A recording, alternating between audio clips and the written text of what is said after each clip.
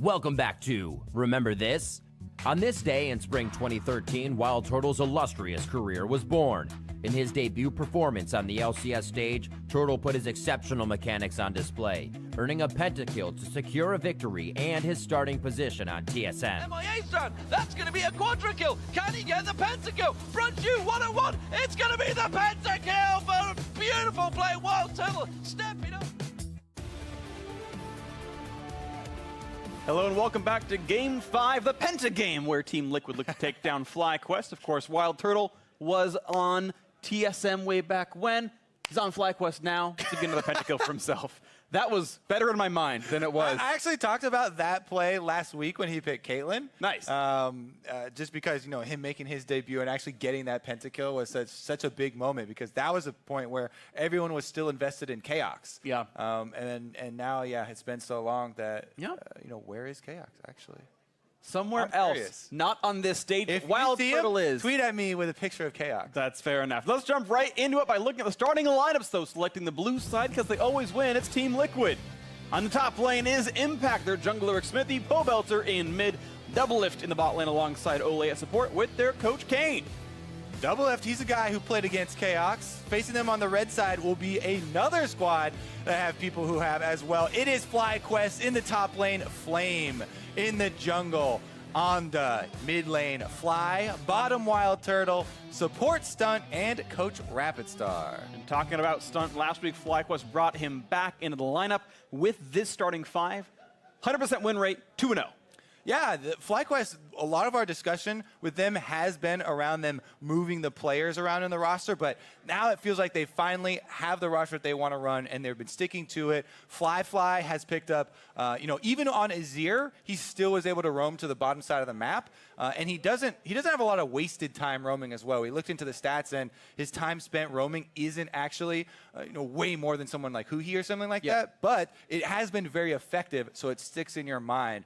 FlyQuest overall, they seem to really be coming together with this group of players and executing on a very similar game plan from game to game and trying to keep that cohesive. Yeah, Turtle's being somewhat of a star on this lineup playing around him, and he's doing very well for it. I do have a lot of respect for Turtle so far this split. Of course, they have an opportunity to upset things when they take on Team Liquid. This is a squad who needs to shake off the fact they just lost to Golden Guardians not long ago, hoping to start week 6 well. Yeah, Double Lift specifically mentioned in an interview afterward, one of the big problems was calling missing people from your lane, which is an issue that people have worked on since the very beginning of League of Legends. Still are. The Mia pings have not been finding their mark here, according to Team Liquid. Because people misuse them. Yeah, I mean, we saw it 2 times. A bottom lane roam where Ole and Double Lift didn't call, caused a support kill onto Impact, and then the very next week, they have top lane roam and actually killed the bottom lane. So maybe it was a little bit of revenge there. But honestly, even individually, Impact, people have been pretty critical about his recent games. And you know, the missing pings as well, and the Mias that haven't been called have been affecting that, and you can see it in the stats, definitely dropping down there. Whereas the first 6 games, of course, those were when Team Liquid were winning a lot of their games as well. He was individually performing much better then. All right, we'll see what happens into this one. We do have the 10 players in the lobby. I want to point out, by the way, Stunt and Smithy have the different summoner icons compared to their teammates. It's something I always try to look at. Rebels. Just incredibly unfair. They don't believe in each other. Ole is the game host. He hits the start button. We are in a champion select for Game 5 of the day. Team Liquid versus FlyQuest.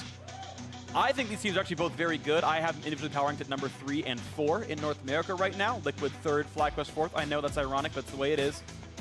Maybe Liquid could prove us wrong here with this one, but it's going to be a fun one. I really do like both these teams quite a lot. We'll see how they can do in this one. I'm also interested if they are going to target, you know, Skarner, as we've seen some of the teams willing to place this champion in the first round of bans, whereas a lot of the teams that have played against it have actually regretted that decision. Even in the last one where we just saw countless QSSs. Okay, they were countable. There was 4 of them. Yeah. Plus a Not all of us count that high. All right, Kobe, don't be counting. I'm showing off again. Yeah. Look at you counting to 4. You got fingers in your hands. Skarner's banned, by the way. But there we go. That's kind of the point we were trying to illustrate there. FlyQuest, not one of those teams, not going to let it through. So then the things like Sejuani really rises importance. But to me, Smithy has always been a guy that has had a very deep champion pool. And no matter what frontline tanks you ban against him, you're still going to be able to pull out things like Gragas that people aren't, isn't really widespread and other people aren't playing. And it feels like any further attention towards that role would kind of fall on deaf ears. Let's see what comes through. One funnel ban, and they're going to get rid of Scion.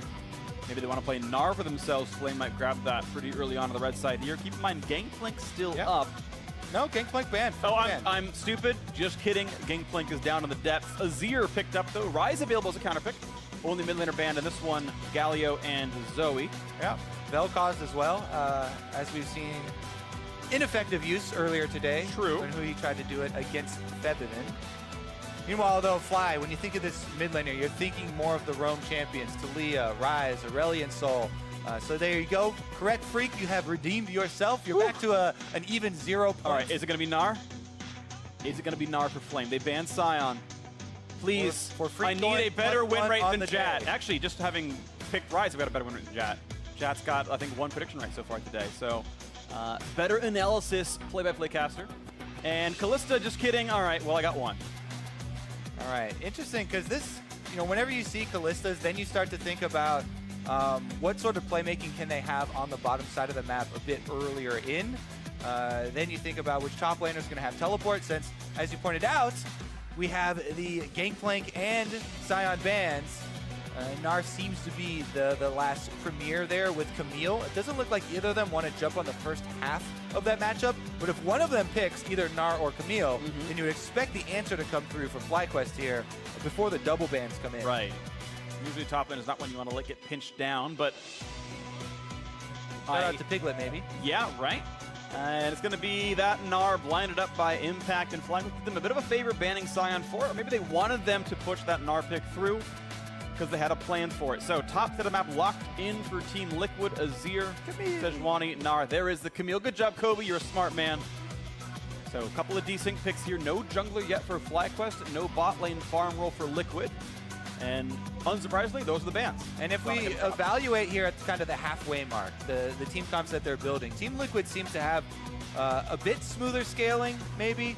It's very slight here, but anytime the team with Azir and the super strong front line locked in already, you feel pretty comfortable. The last 2 picks definitely change a lot, but FlyQuest seems much more about split pushing, side lane pressure, using Ryze ultimate to transfer between either the playmaking of a Kalista bottom side or the split push pressure of Camille. So FlyQuest look much more mobile, whereas Team Liquid definitely have that solid team fight setup, the skeleton already laid for them. I wonder if they want to remove more teamfight options like a Zac ban or something. Remove one of those other engage tools. Certainly Camille is very good at this, absolutely, but you might not always want a single point of failure for starting a fight.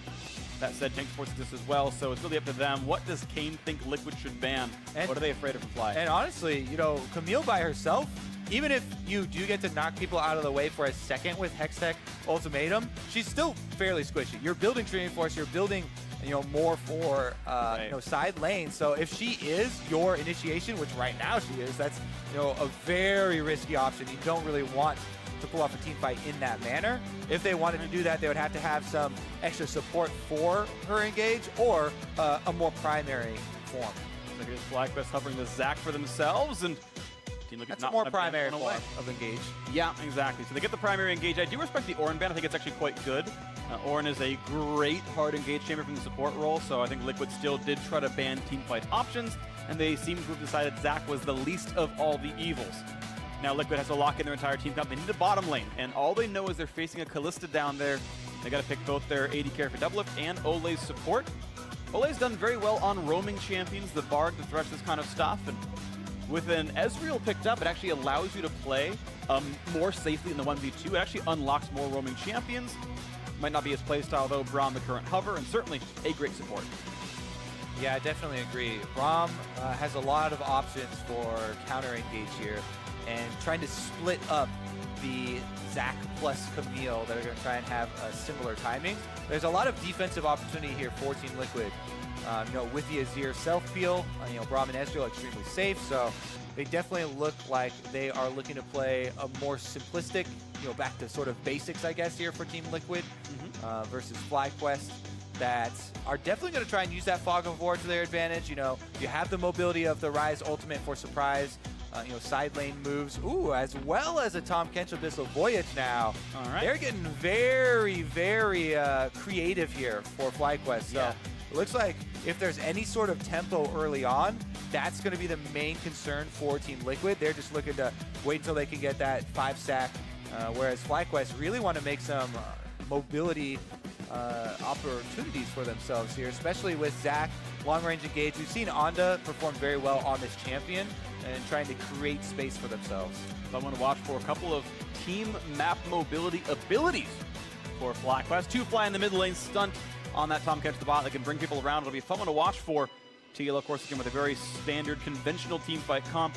2 to 3 very large tanks in the front line. Azir can deal 1.5 million damage in a blink of an eye. Pobelter should feel pretty good on this Azir. Double F's Ezreal, no shame in that one either. See how FlyQuest can do on their side. Flamer's Impact gonna be a fun one. As Impact has not had the best performance so far this split, and Flame on Camille can certainly break this matchup open with a little bit of help. There's the lineup on the screen one more time. The band's the very bottom of it all, and we'll see who can move on a little bit more in these standings. Liquid pretty securely in 3rd place right now. Of course, they started the week tied with Clutch Gaming. Clutch won earlier on, so if Liquid want to be anywhere but 4th by themselves, they will need to pull in a win right here. Super excited for this bot lane matchup here, actually. With Turtle getting his Kalista, that he has had some very big performances on in the past. Going up against Double Lift, the battle of the 2 ex-TSM AD carries. Yeah. Here. Definitely could be a very volatile bottom side. I would think that Stunt and Turtle would be the ones trying to create the aggression down there and looking to be the aggressors, but very well could be some other opportunities for Team Liquid. Brahma and Ezreal definitely have the possibilities of making very good use of that passive, stacking it up, getting those stuns, if it is in concert with some jungle pressure. Totally. I need to correct myself, by the way. Regardless of this result, What did you say this time? regardless of the result, Liquid will end the day in 4th place. Shoutouts to that. That is classic. Props 100 Thieves for making it a reality by winning earlier today. That are going back to their roots. Yeah, I mean, they're playing as old school as it gets. Let's see what happens into this one as Olay doing a minor invade, finds a slow, Po will hit him, hits the ward, and then walks away. All right. Top side, a little bit of jungler interaction as well. You can see the Pixel Brush ward. Here already saw Smithy, and it is going to be a Raptor Camp sighting of Onda as well. Now, one of the things with Zach routes, you can go for super greedy routes with Zach starting on red side, moving over through Raptors into the bottom side, and then do blue and drop at the same time, but that gets you so low. So in professional play, a lot of emphasis is put on finding, especially when you're versus champions like Zach that can have vast variability as far as how much life or how much danger you're willing to take with your early routes.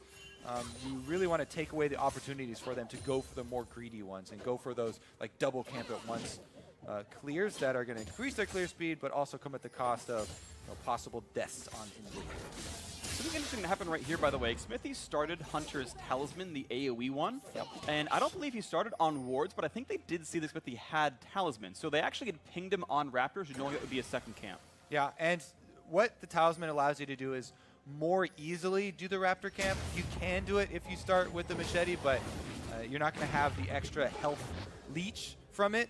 And he was expecting to go for an invade on Zach, like we kind of talked about earlier. A lot of teams we've seen not punish Zach early on in the game, but he went for the invade here, has gone to the bottom side, still going away blue right now after just the red and Raptor start. And he was more healthy because of that Talisman start. Yeah. He was able to get the leech with. It does slow down your clear, especially if the solo camps, but it's not too significant. And he obviously wants to get this Zach behind so that there's not a lot of early pressure. Yeah. Meanwhile, though, Onda has gone for the full topside clear, so maybe tries to influence Impact, who's standing very far back. Absolutely the case right now. So similar amounts of camps killed, but the problem is 2 of them were stolen away. Smithy took 2 of Onda's camps. Onda now heading through the top side himself, so he might get something back, but he will meet Smithy in there. Yeah, Smithy already immediately going to this top quadrant because he knows that would be where Onda would want to answer. So even though Onda makes the move and gets the plant, Smithy has secured his steal of the camps, and there will be very little recourse for Onda. You can see can't go for a gank because Impact is playing safely. They have vision of him since he popped the Scryo's Bloom, and that, my friends, is how you get an early jungle lead at the pro level against a weaker early game jungle champion. And even though it's very small, and as you're saying, it's not showing up in the CS or whatever, it's about the reduced options for him. Camp 6.5 minutes to respawn, so there's actually nothing to kill except the bottom river scuttle crab for Onda. Goes back, gets his green smite. The second to last one he will ever buy in League of Legends. Woohoo! Most of us are happy about that. I mean, I think it's a good change. a lot of people never bought it anyways if you're talking about solo. We're talking about solo queues, Jack. Everyone's like, what? It changed? I buy Red Smite every time anyway. Yeah, I was talking with Medius about that on the LCS Lounge stream, where I'm like, how does it feel playing an 8.4 in solo queue? It's like, well, the game's not any different. You don't buy it in solo queue. So anyway, this is the game we're playing here, competitive with wards and everything. I'm actually curious. Did they drop any bombs on the lounge stream? What was the single best comment that you had from either of those two? Oh man, I got they called Bjergsen overrated. Ooh. Yeah. And Double came by and said Sneaky was underrated in lane, I believe. So that was good. So who knows what to believe? All right, I'm gonna have to go take a look at the VOD. Because currently, Topside Flame is really controlling the push in this topside. Impact is still CSing fine. He should be able to get these no problem with Gnar under turret anyways, but they have had the push constantly up here from Flame on Camille, using that comment, the classic here versus Gnar, to be able to land leg sweeps with the comment damage coming through afterwards is why we see that so often, going for those trades. Yeah, if you get the slow on the sweep, it pretty much guarantees the comment lands, so you do get extra burst out of that one. A little bit of extra poke. 100 gold advantage to Team Liquid so far. A lot of that's going to be better camps being killed by the jungler. Scuttles count as worth 4 CS, even though Raptor's worth more gold. Yeah, very misleading, because Scuttles also are way less experienced than any of the small camps. And experience early on in the game is so incredibly important.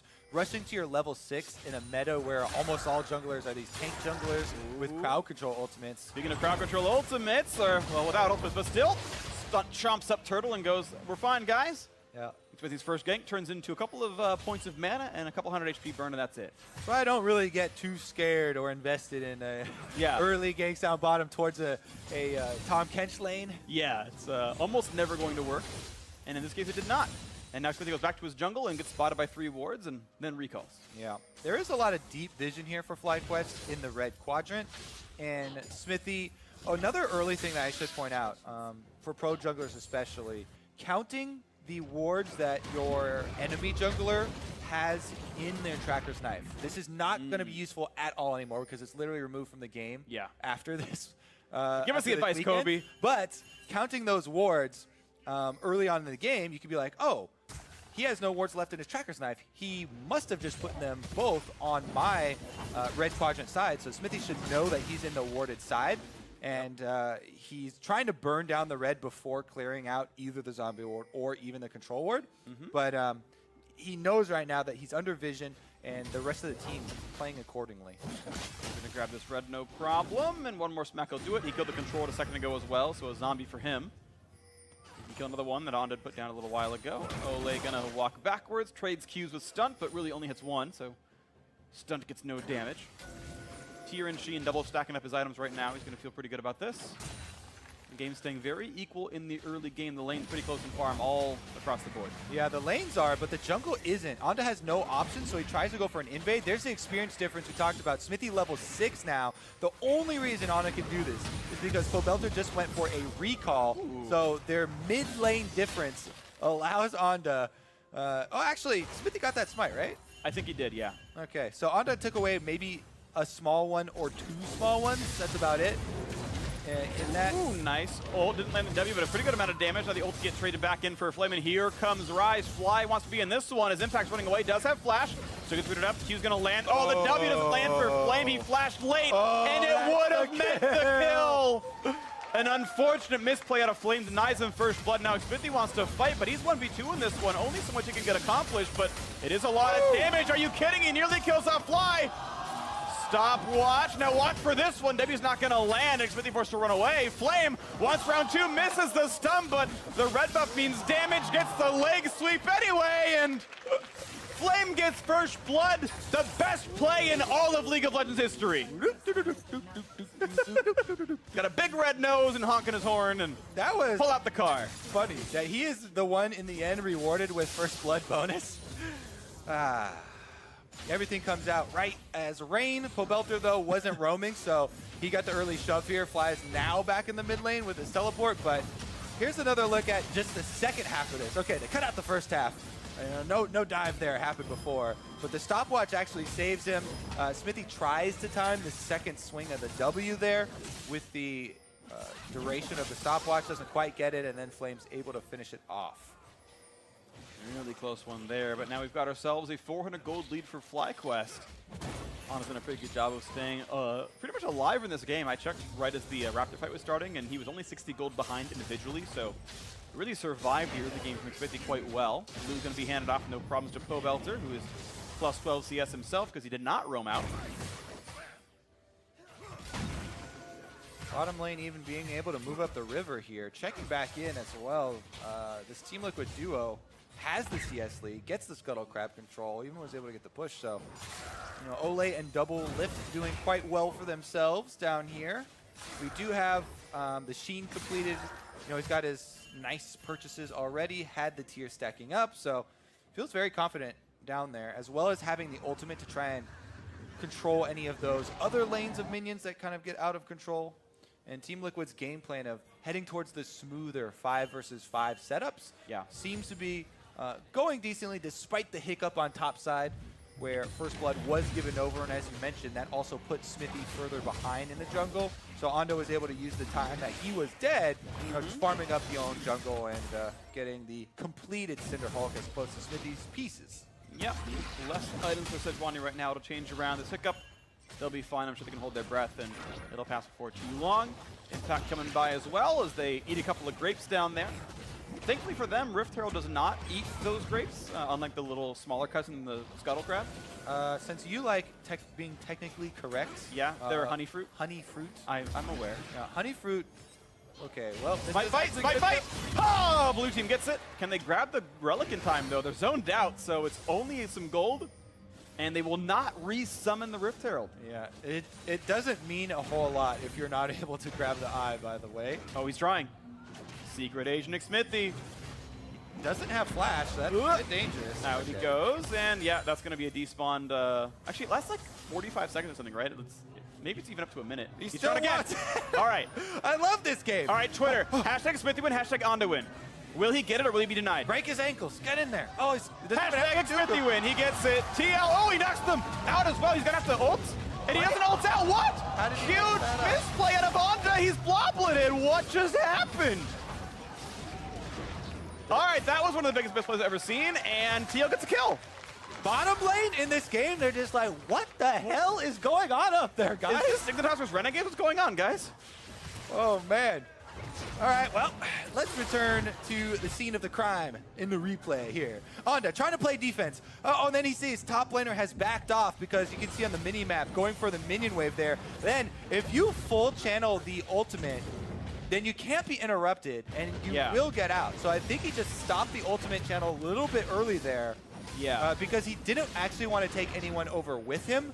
So maybe he wanted to finish it while no one was on the ultimate. Right, because if he brought Smithy over with him, then the chase would continue, and maybe, regardless, that outcome was the worst outcome. Yes, it was. On screen, where they gave up the Rift Herald eyeball plus died, and no longer have the Zac passive. All right, well. Fight's been happening. Liquid are now once again in the lead. 300 gold plus the Herald on Xmithy. Let's see what comes in next. Meanwhile, on the bot lane, 11 CS lead for Doublelift, not the worst. Farming really nicely. Turtle, of course, very close behind, as they've both got about 10 CS per minute. Actually, more than that. But the Manti means 400 bonus gold for Doublelift. Puts a Trinket Ward over the wall. Make sure he's not going to get ganked, and just get some nice safe farm. Nice safe farm. Bottom lane in this game is so calm compared to the rest of the map.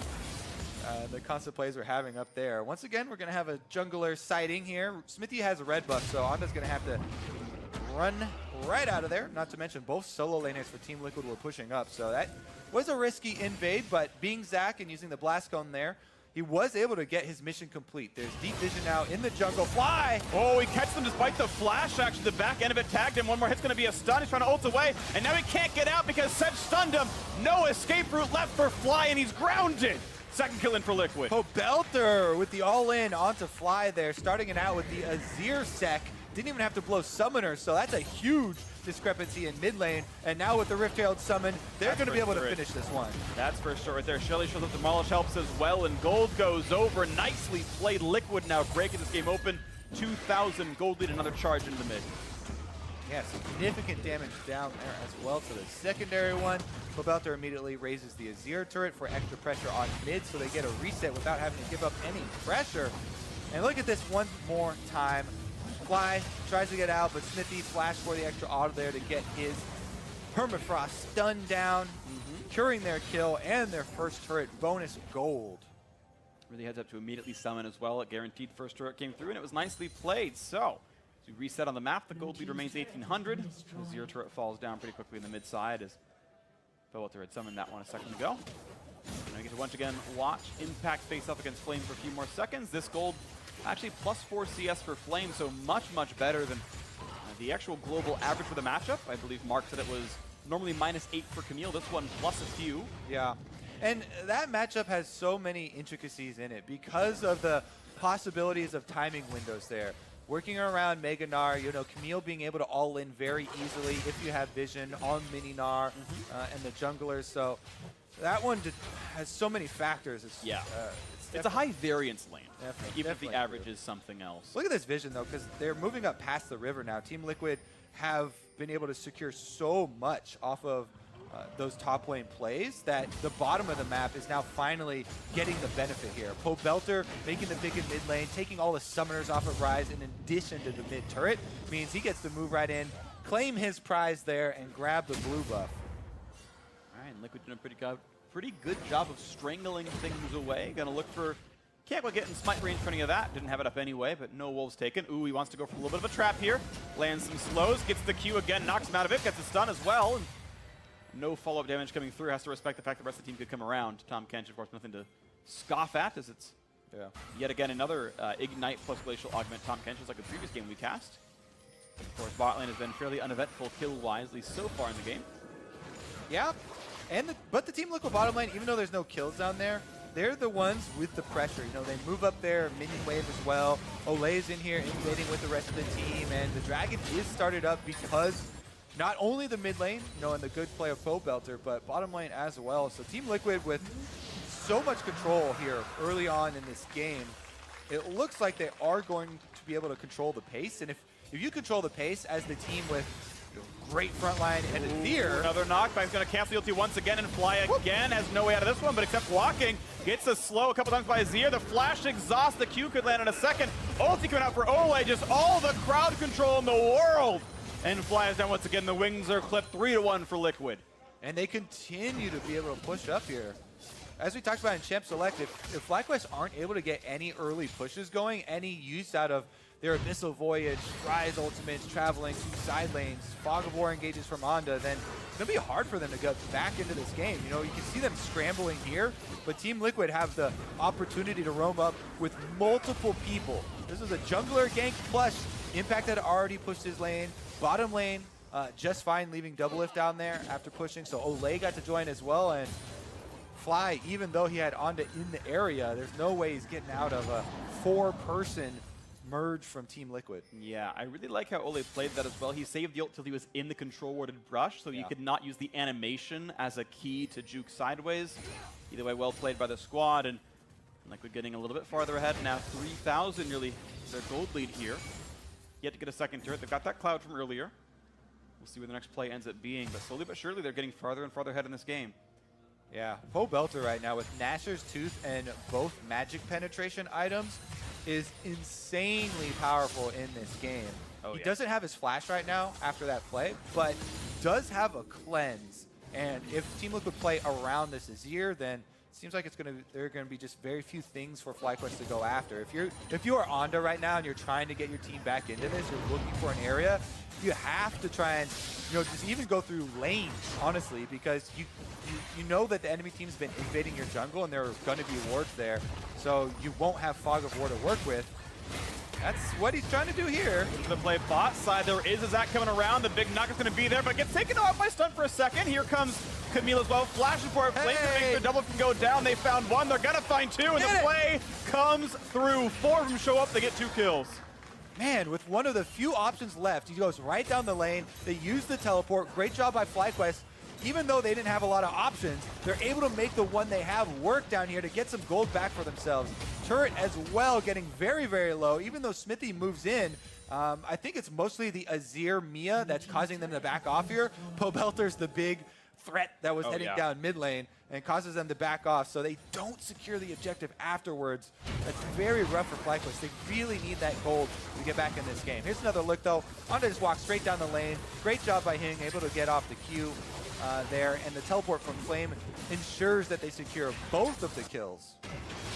A lot of aggression onto the squad, and FlyQuest pull the game back to only a 1,600 deficit. Certainly within reach now in this one. It no longer qualifies, I believe, as quote-unquote major leader deficit. This is now neutral time as far as official stats are concerned.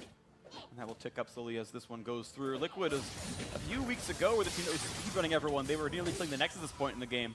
They have slowed down a little bit in recent history, but still a bit ahead in this one, and they can keep that going forward. We heard on the analyst test earlier today that they expect Liquid to trend upward and start picking up more and more wins as the season progresses.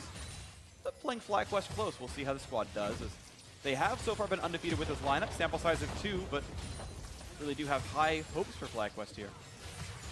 All right, well, right now they're going to have to give up this bottom because, as you can see, once again, whenever Azir roams, whenever Pobelter pushes the wave and moves into Fog of War, everyone else backs off. They do not want to get into the fight with... Ooh, actually, they might actually find some sort of pick here if Onda's not careful. They're clearing out all these control wards, though. This feels very bad for FlyQuest. That's going to be an incredibly quickly killed blue buff there. Nice steal for Pobelter. Yeah, they got the bottom turret, they got the wave push, they got another blue buff steal for themselves. Liquid have been generally in control of their jungle. You're seeing about a 2-camp farm lead for Smithy. It's an inexact measure. Lane tactics can change that around a little bit. Meanwhile, Flame's still looking pretty good on his side of the map. +10. It's going to go down less and less, but has had some good roams in this game.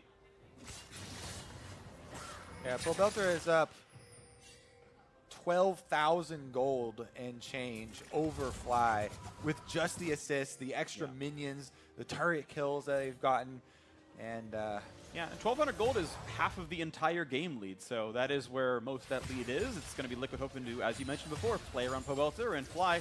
Be wary when he's called missing. Yep. Well, last outer turret left standing here is going to be Team Liquid's focus. Double F currently by himself, and they're pinging the vision that they don't have right now for him to keep safe, because they know that one of the only possibilities of them dropping back out of contention of this game is Onda from Fog of War, getting initiation, stunned there with Tom Kench trying to bring someone else in. But now all members of the team are accounted for. And TP advantage for impact, there is not one for Flame right now. So even though it's the same roles in the same lanes, there is a mismatch of who can join. Makes sense that Fly wouldn't actually go for a big play right there because they certainly couldn't join with any more. And Pobelter has pushed lead on Fly as well, so it seems like both their solos more keen to join the fight if there is one. Liquid looking a little bit aggressive. You can see them fight for these wards, fight for a bit of pressure. Yeah, Team Liquid know that with this teleport advantage, they can force on this top side. Pobelter starts to roam up.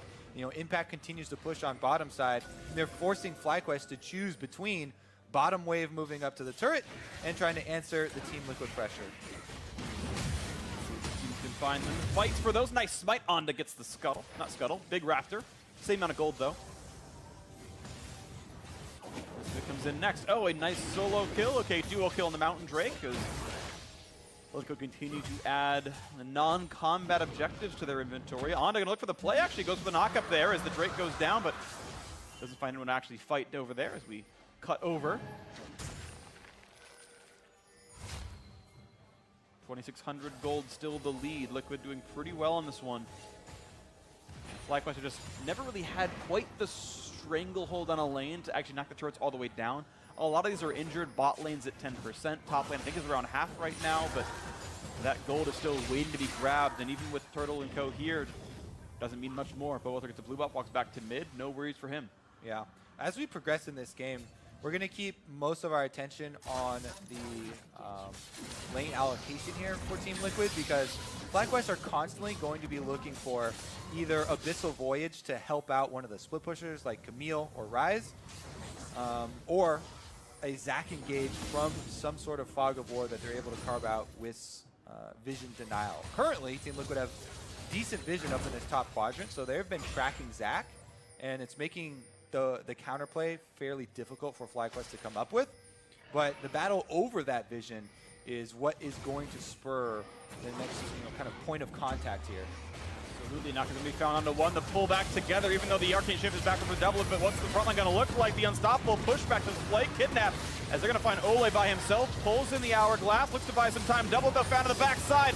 Pope shows up for one, but already one of his teammates is dead. 5v4 in this fight. They're going to look for a little bit more. Onto low, almost bloblets, but stays alive. Impact going to lose his life. Makes that a 2 for 0 so far. And the chase continues. Ole over the wall. One more shuttle to him, and Wild Turtle takes him out. A 3 for 0 favor of FlyQuest. And Team Liquid fighting over that vision. FlyQuest use it for the engage. They get the kill so quickly. Impact never transforms onto very low there on Zac, and he's going to have to run his little legs right back to the fountain. Whee! Zac's going to run away, and it's going to be okay. Yeah, it's going to heal off gets the a little crowds, bit deeper over time, and he'll be fine. Mid lane, sure, going to take a bit more damage. Demolish, so it's going to walk in to get that one. Takes it down. This could be the turret going. It's been a few more seconds. This one, 500 HP or so left on that. The attacks are coming through for Fly, kind of ignoring Pope's damage output. Gets a lock of shield. There we go. It burns down to a red buff, and he was, I believe, in range for local gold. A little bit more richness there. FlyQuest bringing the game right back in. And again, we talk about how important the vision is versus this team. They have the Zac, they get the initiation, stun him up. Stunt is able to get the Devour and then the Kidnap right after from Onda. Even though Ole has stopwatch available and Coldbelter tries to roam up, it's a little bit too late. The damage from Wild Turtle, especially here on this Kalista, cares so much for themselves. They kill off Impact before he can transform to Mega, and they get a very, very big opening right back into this game. That's just what FlyQuest needed. Yeah, small heartbreak for Doubleth as well. Arcane Shift completed just after the ulti landed from Camille. It would have pulled the cage another 5 minutes down to the bottom left, and that would have let the ulti save him, but he had nowhere to go. Now the attempt for a Baron, a nice knockback, but Zac can still come in. The smite is going to come in for Smithy. Secures the Baron. They're going to get that kill on the Onda. No point in saving the Bloblets. He will die after the fact. Kill credit goes through to Smithy. He deserves that one for the better smite. Oh my goodness, so close right there. Onda able to get in with the unstoppable ultimate. Yeah, that was sick. And tries the 50-50, but Smithy, veteran fingers, too good there. Able to secure that one. And that's such a big game changer for Team Liquid. After getting killed like that up on the top side, to return to Baron and instantly burn that one down for a 50-50, now they've got the rewards. They can try and push and get some extra gold from the secondary turrets. Let's take another look here, because this is straight up Smite v Smite, 50-50. It gets into range down here, 728. And Smithy's able to finish it off there. He also had his W going, so combos the damage. Very well done. And now let's see if they can get these turrets down in the siege, because they still have to worry about the Zac engage. FlyQuest, you can see here, they're trying to get some areas for Onda to work with, and another surprise attack going. I'm pretty sure during that fight, Smithy was level 13 to Onda's 12. Onda's smite right now does 720. Literally unsmiteable. And Smithy's, I think, at like 750 or whatever. That was perfect then, because that's a little bit of luck for your teammates to hit it exactly to that range. But here we go. Another fight comes in on the front line, looks for the big ulti across this one. A big stun and a Wild Turtle can't fight for a little while. Pope gets a knockback, but doesn't get much for it. Now Flame running away on the top side, gets away with it. Now on the bottom side again, the chase down towards Wild Turtle, finds some alone time, will knock down Ole with the Rune King. The Slight comes through, gets that kill. They're going to trade back with Fly, though the Rise is dead. 4v4s is forced to run away, as Flame cannot be in this fight. He's got to recall back, and Stunt going to lose his life as well. +1, it turns out. Team Liquid go 2-1 in that fight. That turret's going to fall. Yeah, since they have Baron, they can keep on going as well. 36 seconds left on Rise, and 1 second left on Stunt here, so Team Liquid should be able to finish this one up and grab the inhibitor for their troubles. Really nicely done. That team fight right away off the Baron. They were not cut out by much of anything, and with the inhibitor down, 28 minutes in, they are in an incredible place right now, Team Liquid. Yeah, it has been a scrappy one with some back and forth here. A couple of good counter moves, but in the end, Team Liquid walking it inside the base, and bottom inhibitor is very, very big for them. Let's take another look at the engage, because this is the mobility we were talking about. Rise gets into the backside, they flank, but then they lose focus here. Pobelter and Double Lift are defending themselves up on that top side, and they're able to join with the rest of the team here to finish off Fly and the kind of disjointed FlyQuest team. Whereas Wild Turtle did secure the kill onto Ole, but that was the straggler, the one that was cut off from the rest of the pack, and just the support kill meant they weren't able to hold after that.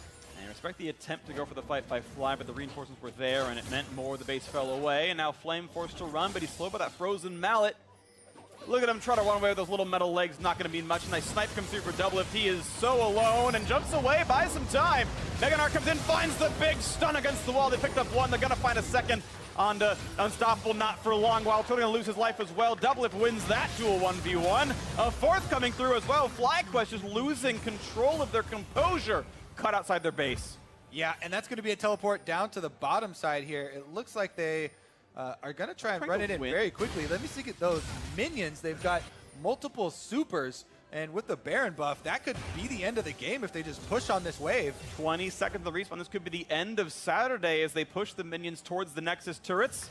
Fly alone, and Rise is not the sickest at wave clear when people are ready to defend him. So here comes turret number one. Plenty of damage coming through. That one gonna fall shortly. Chain CC, they'll knock him back as well. The shuffle, gonna buy him a few more seconds with the Zonias and the arrow. The shield doesn't matter though, and the first kill comes through. The second turret going to fall. A couple of respawns. Here comes Zonda, but is there enough time to stop this team from killing the turret? The Nexus is falling faster and faster. This could be the game for Liquid. They're gonna turn back to fight the champions. A few more shots come in. That's the game. Liquid improve, and they will once again tie it third and fourth.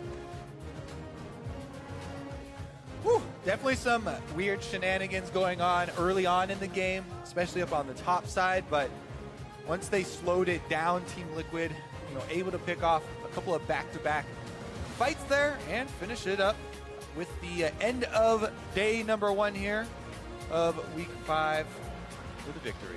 Yeah, beautiful stuff right there. Hugs and handshakes and everyone over here. There we go. Impact's like, yay, my friends, let's do this. Sorry, Stunt, don't you as well. Yeah, nice things out of these players, and I thought it was a fun game. You're right, it was kind of hectic and back and forth, and there were some missteps, especially some of those early top lane fights, but it did look pretty fun by the end. I think Liquid had a lot of control there. I really did like Xmithy's early jungling. He got 2 extra camps away from his opponent, stole 2 jungle camps in the very first rotation of the jungle, and Liquid, for the most part, had a lot of control in this one. Nice attempts by FlyQuest, a couple of good plays by them, but end of the day, Liquid, of course, the better team here. Yeah. Pobelter on Azir 5-0-5. He was a menace to deal with in the mid-game. That pick onto Rise, as well as chaining it into tower destruction, just meant that there was so much for Team Liquid to work around. When you grab an Azir pick and you're able to get early lead like that, you scale so nicely, and it makes it very easy for the team to kind of change the game plan and just play right around that. I mean, he did great. DPS champion. Highest KDA, most kills, highest everything, most gold, most damage. It's interesting with Pobelter because he came into the year saying, I want to prove that I'm the best, right? And it feels like as soon as we said, okay, let's start giving Pobelter credit, is he really the best? You had Liquid crashing and burning. They had a really bad couple of weeks, and then we're like, all right, let's, they'll be fine, but they're no longer at the top of the table. He has a game like this again, and he starts, smacking heads and doing really well for himself. I mean, 10 out of 11 for KP, certainly solid as well. And I just want to know sort of what level of play we're going to see out of these teams by the end of the split. I think Liquid are getting very close to being a shoo-in for playoffs. I mean, it's only going to be a couple of weeks till they're mathematically locked at this point because you've got the 6th, 7th shuffle at like 4-5, and they're up to like 8 wins at this point now. So pretty soon they're just going to have it for certain. And then it's like, okay, how are you going to do in best of 5s? How will you do kind of further on? Yeah, super excited for the playoffs to start here because all of the teams right now look like they can make a very good case for those playoff spots. Going to be a fun one to watch for us now. For more on that win, let's send it down to Avali and Team Liquid's Poro Rider in the jungle.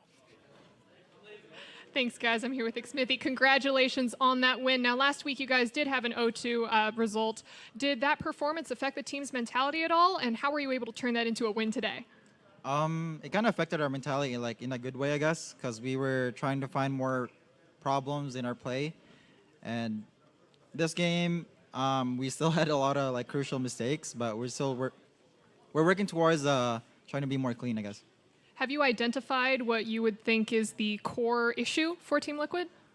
I think the main thing, yeah, we do, but there's still a lot of small things that we should work on. Which like it can be either macro or even micro.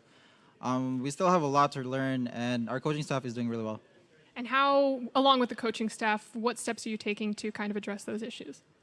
It can be mainly like individually. They bring us to like just talk about what plays went wrong, and then what plays that we can do as a team better. But I don't know. It just feels really weird right now because I think we know what our mistakes are, but it's just really hard to change it in the game.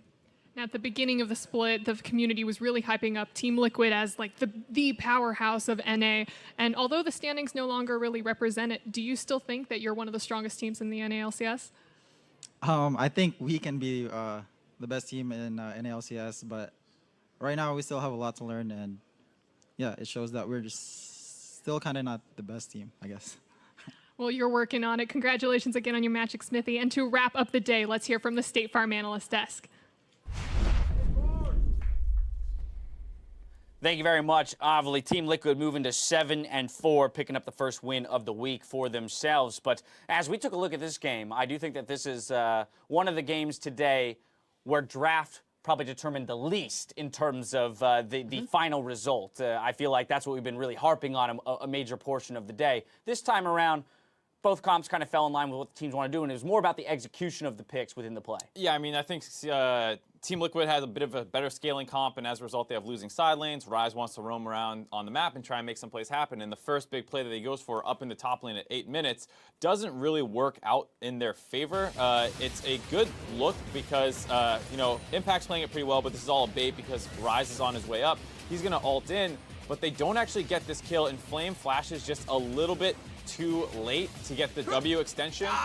So, And look how low they get him, too. Third best top laner in NA was where both of you actually had him at the top of the day. Impact a little bit farther down the standings, and obviously that is just 5 seconds of the entirety of the lane phase up there. But yeah, right, so boom, down to the bottom of the list, get him down there. But in actuality, right, this is one of those instances where you look at a player, perhaps the best player on FlyQuest, misexecution, and that kind of was the beginnings of the unraveling for FlyQuest in this game. Yeah, that really stops momentum, right? Because they're supposed to have Rise, who's not going to win into Azir, but we were saying before the game, he's probably going to sack a wave, make a roam, and get either the Kalista Tahm Kench lane ahead or the Camille lane ahead. It's more beneficial to get the Camille lane ahead because it's an easier 4-1 split push win condition, and when you mess that up, it just kind of deflates a lot of your strategy. and then what Team Liquid did well after that was because Smithy went up there and he died actually to Flame, kind of scrapping it out really hard, but he forced a lot of resources, slowed the tempo down, and then Pobelter, after getting that stopwatch forced out, was able to keep making plays on the mid lane. He stream shuffled him like 2 or 3 times in a row,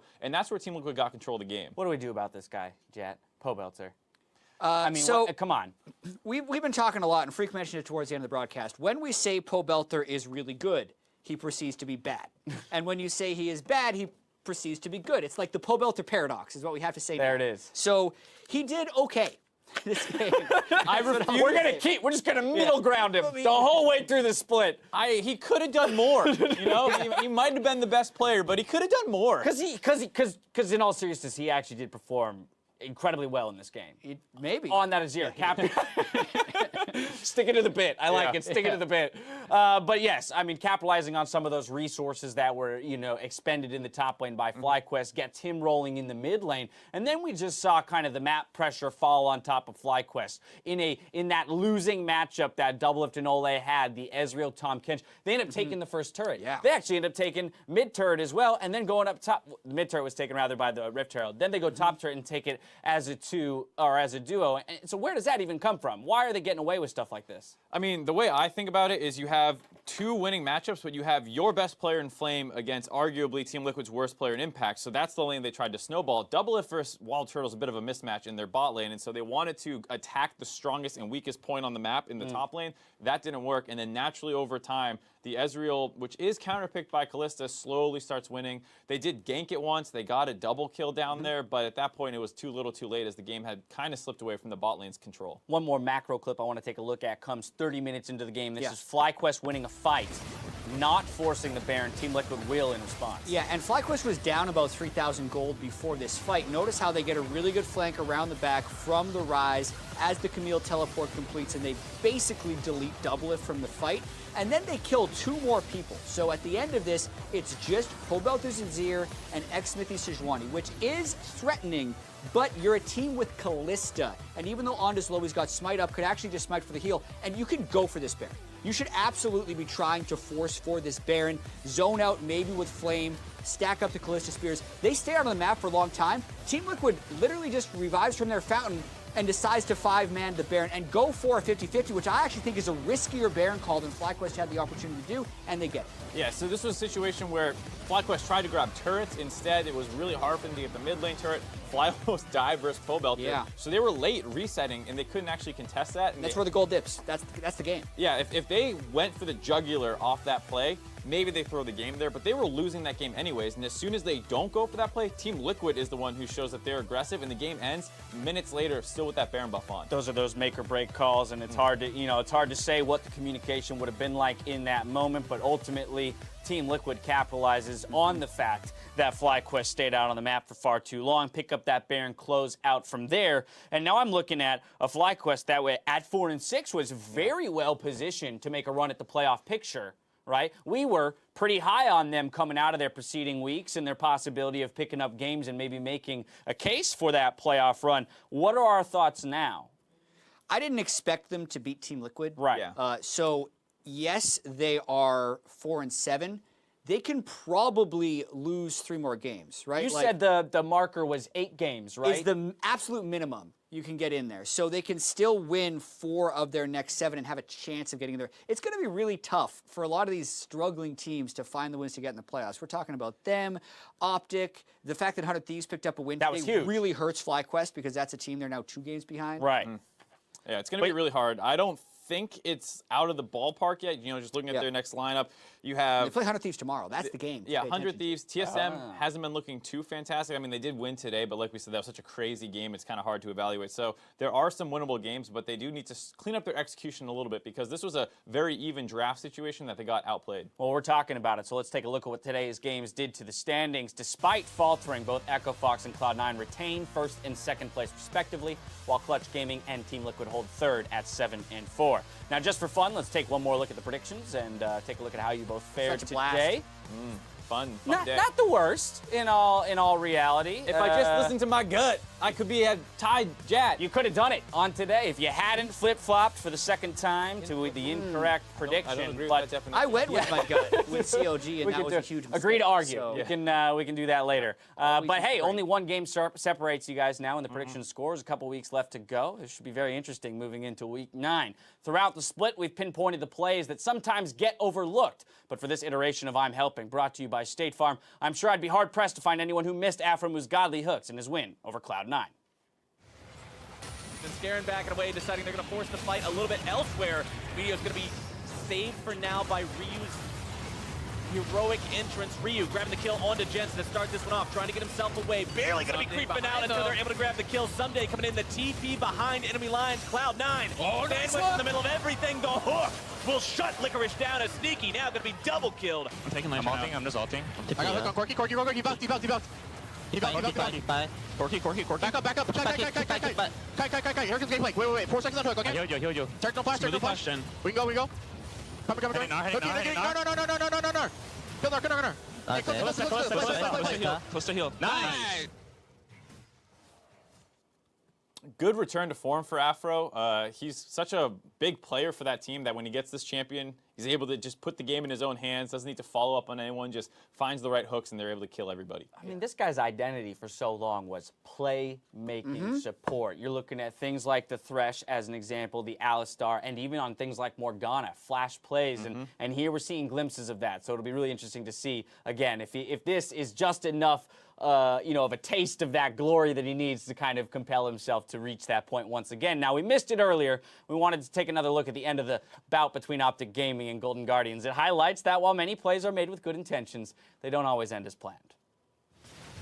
Now they're grouped up in the Baron pit. Watch for the shockwaves. And TP used to find themselves in the fight, and the Rizal pulls them right back up. And that can mean they can rush towards Baron, but can the team be zoned out? Rover. He trying to push the team away. A nice knockback by Triz. Meets no chance to smite, and Shockwave secures the kill on Matt as well. What a play out of Optic. I'm gonna run left and ulti out if he TPs. They're TPing. Get up. Come to me, come to me. Oh, they're TPing out. Oh, just Demand. I'm gonna ult to scanner. I'm gonna ult to scanner. They can't run. They can't run. Finish it. That is one of the more interesting Baron dances that I have seen, Freak. It was just like, you understood and you heard the comms what the plan was, but it's you can just kite up, kite up and back. You want to get away from the TP, but they just they cornered themselves afterwards. I love it, and Optic's like, they just TP'd out. Just I love how Colin. Wait, just take it. just take the Baron. Okay. Oh god, it's too funny. My goodness, too funny. Hey, I mean, for like every 99 shot calls that High makes well, there's got to be one that doesn't, right? Every once in a while, man. In all fairness, let's take a look at what what games we can look forward to tomorrow. Sunday starts with Optic Gaming facing TSM, and then FlyQuest aim to take down 100 Thieves with Cloud9 versus Clutch Gaming closing out the weekend. You already called out, Jet, that FlyQuest 100 Thieves matchup as being a big one tomorrow in terms of the playoff picture. Are there any other interesting, just straight-up matchups, either player-wise or team-wise, that you're really looking forward to? Clutch Gaming versus C9, because if they win that, suddenly they're tied for a playoff bye. Like, we keep talking about C9, how they're clearly the second-best team, and Clutch, like, we keep doubting them. But if they actually go out there and win tomorrow, we have to legitimately talk about them as the second-best team in North America. Are you prepared to do that? Not at all. Well, they already have the longest winning streak of any team. Is that true? They Yeah, do? it's at 5, five. right? Yeah, 5. Yeah. And if it goes to 6, that's going to be a longer streak than anyone else has had this whole split. And that beats Echofox because they lost today. Yep, and Wow. with TSM on there twice, C9, some pretty respectable teams that they're beating here. I mean, what's going on in the NALCS, guys? Do you feel That's like one baby.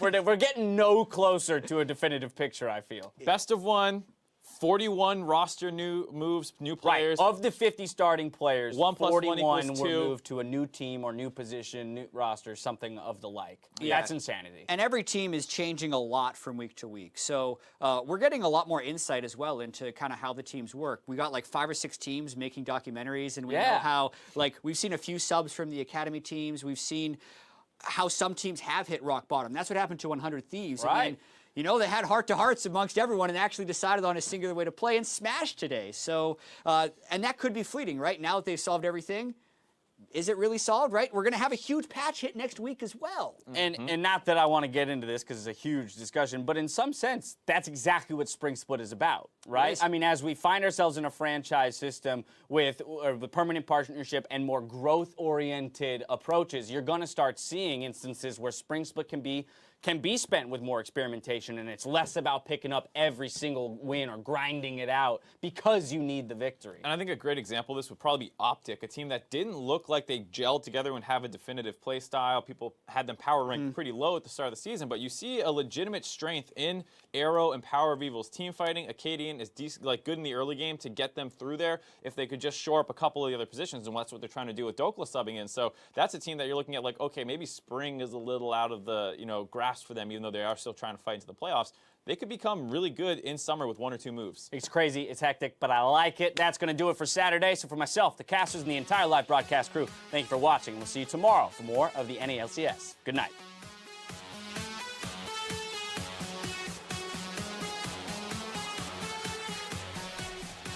So we'll see, is 100 Thieves on that right path? Can they go competitive here against Cloud9, who is clearly one of the strongest teams in the league? And D9 win condition.